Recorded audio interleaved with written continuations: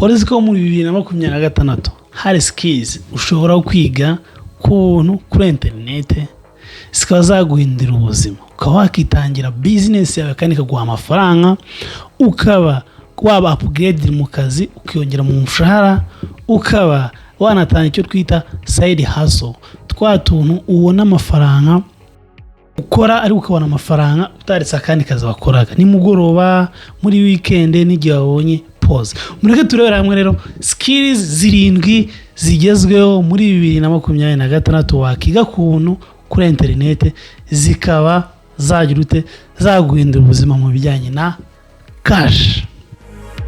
Skill ya mbere niyo twita prompt engineering. Prompt engineering nuvuga ngo iyi skill igezweho cyane n'uburyo bwo kuganiriza zino AI. Abantu benshi dukoresha AI nabi. Abantu benshi dukoresha AI nka 1% yuko twakayibyaje umusaruro. Ubuye dukoresha GPT, cyo twita Gemini n'izindi ngiye zitandukanye, tuzikoresha mu buryo buri toto. Rero uburyo bwiza bwo kubyaza umusaruro zino AI ni uburyo bita prompt engineering. Prompt engineering ni uburyo busesuye uganirizamo AI. Buri AI byifite uburyo bwihariye uyiganirizamo. So rero ugomba gushyira ingufu mu kwiga prompt engineering. Ese ni gute ubaza AI? Ese ni gute uganira na AI? So buri AI yose ukagenda wiga prompt engineering. Ubu ni bishobora kugufasha. Hari ibintu byinshi ushobora gukora kandi utarabyize bikaba byaguha akazi. Ushobora guprompting AI ikagukora graphic, ushobora guprompting AI ikakwandikira igitabo, ushobora guprompting AI neza ikakubakira website, ushobora guprompting AI neza igakora ibintu byinshi bigiye bitandukanye. So rero ibi ngibi bishobora kugufasha mu kazi wakoraga, kuba wajya ibintu byagusabaga icyumweru AI ikabika yagukora mu masaha nk'isaha cyangwa se mu minota runaka. Iyi ngibi bishobora gutuma igufasha mu kazi ukagira ute ukapgrading ku buryo byaguhana cyane ko mu kazi bakwirukana. Kumenya kuvugisha neza zino AI bijagufasha gutangira kurema utuzi twawe. Ushobora kuba graphic designer, ushobora gutangira creating abantu ama video, ushobora kuba umwanditsi w'ibitabo kandi utarigeze unabitekereza. Ariko iyo utazi kuganiriza neza zino AI bizagorana cyane ko izaguha umusaruro. Kandi uzirikane ko niba utazi kuganiza neza AI cyo kwita prompt engineering ubizi azagutwara akazi. Mane magambo ntago ari AI izagutwara akazi, ahubwo abantu bazi gukoresha neza AI bazagutwara akazi. Niyo mpamvu rero hakiri kare tugifite uburyo ni mwige cyo kwita prompt engineering. Niba rero ukeneye kwiga cyo kwita prompt engineering for beginners, reba muri description harimo igitabo nanditse na short ebook nanditse kagufasha kumenya uburyo bwiza waganirizamo AI.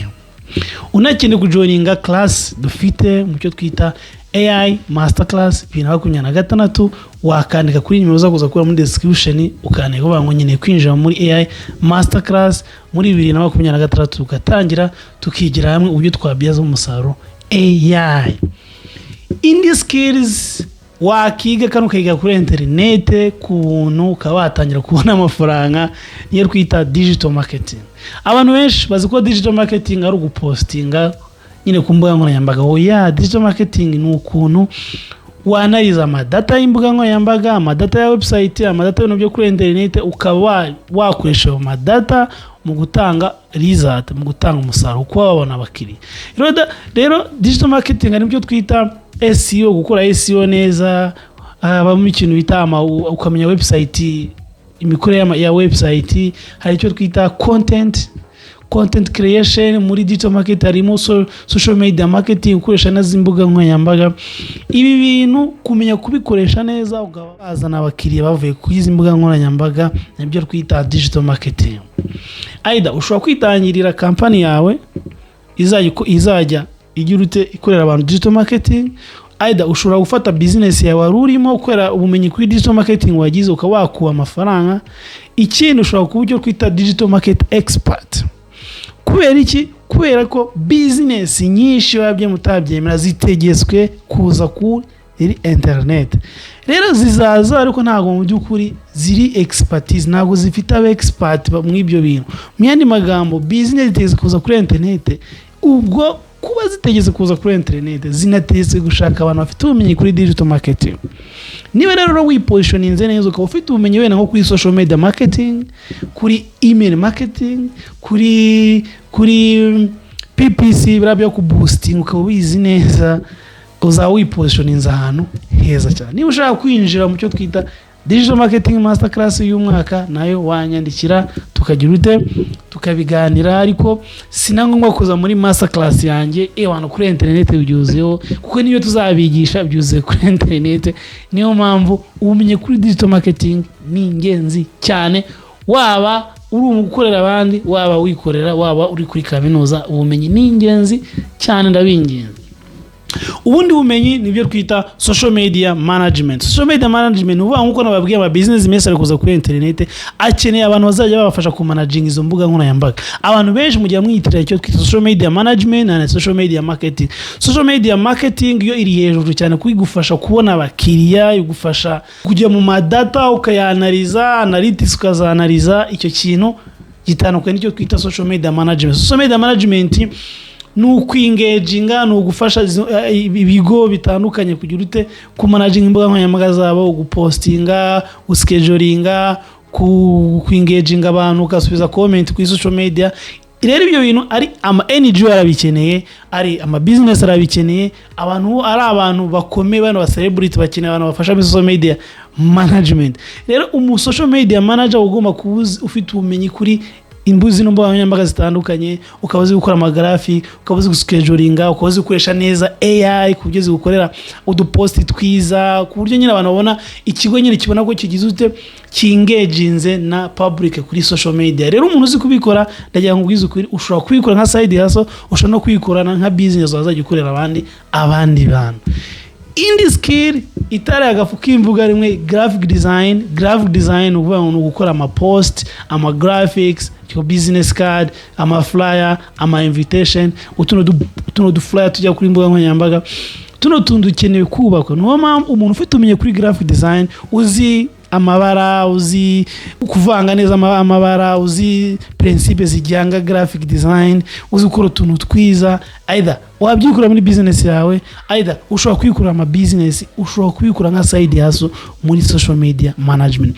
Ikindi kintu ni videography and video editing.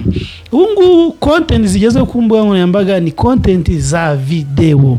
Kuba rero uzi gukamera video nziza, ukaba uzi no kuzeditinga, ndagira ngo ubwize ukuri iyi niski. Niba n'umuntu ufite umenye muri video editing nayandikiye naye namuhakaze. So ndagira ngo ubwire ngo video editing irakeneye cyane, ariko videography si ngoma ngo gukoresha kamera. Hari ubu ngubu wagezwe gukora videography ari gukoresha telefone, kandi ngundi gukamera nkoresheje telefone. Rero umuntu ufite umenye gukora video graphic, gufata ama video ukoresha telefone no kuzeditinga ukoresha telefone cyangwa se na machine, ariko ubumenyi burakenewe cyane muri 2023. Kandi ibi bintu kubyiga ushobora kubyiga kuri internet, ntago ari ibintu byiza. Uburyo editinga video na CapCut, Canva n'izindi tool z'ingenzi cyane ku buryo ukora video nziza, ama long form video, ama short video zo kwizuma nkoranyambaga. Umuntu ufite ubumenyi kwa kino kintu ndakurahiye uyu mwaka no wawe cyane. Ikindi web design and development. Ubu ngubu uko nababwiye nyine business ziteze kuza kuri internet, zizakenera ama website, zizakenera ama application. Umuntu uzi kuzikora neza rero, umuntu uzi gukora ama website neza, ufite umwanya wabonamo amafaranga mu mwaka wa 2020 kangahe mu 2026, kubera ko nta business yo kuri internet idafite website. Ni byiza ama business agira website, agira social media, ariko ategetswe no kugira ama website, kuko social media ntago aba ari izabo. Niyo mpamvu baba bategetswe no kugira ama website. Rero abantu bazi kubaka ama website nka batisha Sam na Free Innovators dufite umwanya muri 2026 aho tuzora kugira kuzabana amafaranga menshi twubakira abantu ama website. Rero ukeneye umenye website ikorute, website iteyute, website nziza imeze ute, ukakira umenye kuryo twita ama CMS nka WordPress. Ni gute wakubaka website ukoresheje WordPress, ugakira umenye kuri web design ari ukoresha AI, ukamenya ese nukute nakubaka website nkoresha AI. ariko ahangaha nongeye mbibabwire hari ikintu bita kiri gutrend bita ngo vibe coding ni ukuntu ushobora guha AI ikagukorera website ariko mu by'ukuri wowe utabyumva utabisobanukiwe. Ahangaha web design kuvuga ni ukuba wumva ngo website ni iki, ikora ute, isabwa iki, ni ibiki bigira website nziza, noneho warangiza ukaba ukoresha izo AI ariko wowe ubyumva wumva website ya nyayo. Vibe coding ngiye ntago nyirute supportinga kuko ikoreka ko wakoze ibintu ariko mu by'ukuri utagira ute utabyumva. Hanga rero mfite deal ebyiri. Niba ushaka kwinjira kuri web design masterclass ya 2026 w'ibiticha Sam, join us. Ini deal mbafitiye ku bantu mukena ama website muzi ntangiro z'umwaka muri Afrinovators, ni kampani nyoye yubakira abantu ama website. Tuyatanze promotion website twubakiraga 300 ubu twabishyize ku 150 kandi tukaguha package iri full. No kuvuga ngo uzabasha kugira chance yo kuganira nanjye mbone nkone, uzagira chance twubakira social media, tuzaguha consultance, tuzagushyira kuri social media, tuzagukorera marketing y'ukwezi kose, tuzagushyira kuri Google profile n'ibindi byinshi bigiye bitanu n'ibindi 10 tuzagukora nyuma yo kubakira iyo website. So ngwino muri Afrinovators kubakira website cyangwa se uze wiga na Teacher Sam kubaka uzajye yubakira abandi bantu ama website. Indi skills utakwiye guca amazi mu mwaka ni e-commerce. Ubu ngubu hari icyo twita marketplace nka Facebook marketplace, Amazon n'izindi zigiye zitandukanye. Ufite ubumenyi bw'ukuntu ushobora gufasha ama business cyangwa se kugurisha kwizi platform nka e-commerce, you are in the right place. Rero kugira ubumenyi kumenya ngo e-commerce zikora ute, ni gute e-commerce zigurisha, ni gute e-commerce zaba optimize, ni iki wakora kugira ngo e-commerce zigira abakiri. Ufite ubumenyi kuri e-commerce ushobora kwitanya business ya e-commerce, ushobora no gutanya no gufasha zindi business kuzagira ama e-commerce yabo, zajya ku ma e-commerce nka Amazon, Facebook marketplace, WhatsApp catalog n'izigiye zitandukanye. Ubumenyi bushobora kuguha amafaranga aida kwikorera aida gukorera abandi cyangwa se nka side hustle.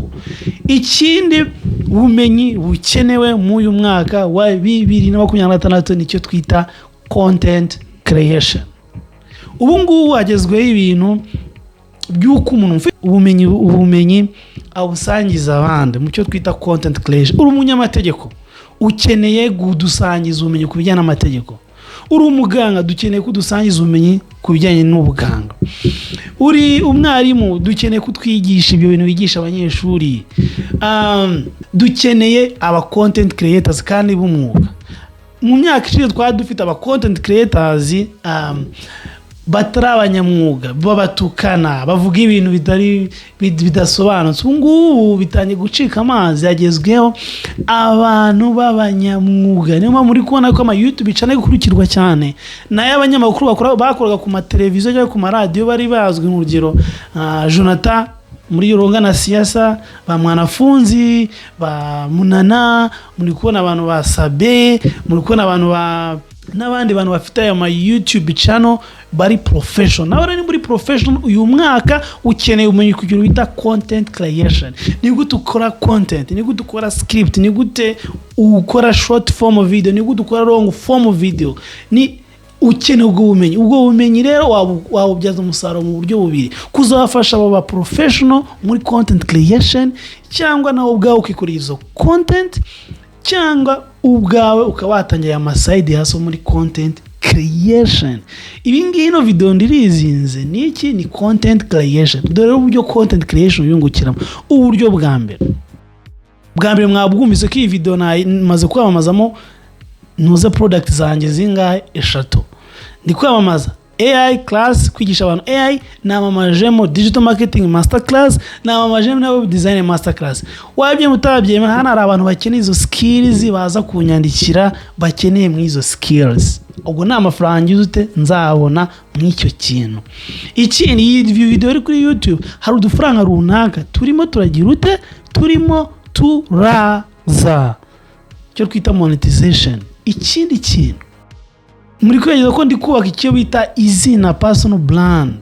urimo uragenda wubaka izina bizagorana cyane kundi mu developer n'umufite company y'ikoranabuhanga yabona abakire kandi ari umuntu uzi bita Teacher Sam ufite company y'ikoranabuhanga ya Afrinnovators igira ute kandi akaba n'ibyo bintu bisobanurira abantu mu magambo abantu bazajya bambara nk'umwe expert kugira ute kubera ko nyembe basobanura nawe niba uri umuganga muzagufana nk'umu expert niba uri umunyamategeko uzabara ko uri umunyamategeko niba uri umuroya sama niba uri umunotari uwo ari we wese abantu bazajya bagufata nk'iki bazagufata nk'umu expert uzatangira wamamariza abandi bantu muzarebe mu myaka nk'ibiri cyangwa ize nzaba mfite amabanke cyangwa n'abandi bantu namamariza kubera ko nyine ndi umu content creator hari ibintu by'ubwenge ndi gusharinga abantu bakankurikira abantu bankurikira ari benshi nzagira ute nzabisangiza abantu bazaza bansange aida bagure products nkuko nababwiye nzamamariza abandi bantu kandi nzaba ndi no kubaka izina nshobora kubyaza umusaruro mu buryo bumwe cyangwa ubu ndi so nibyo ngibyo rero izo skills muzite uyu mwaka wa 2026 zishobora kubahindurira ubuzima.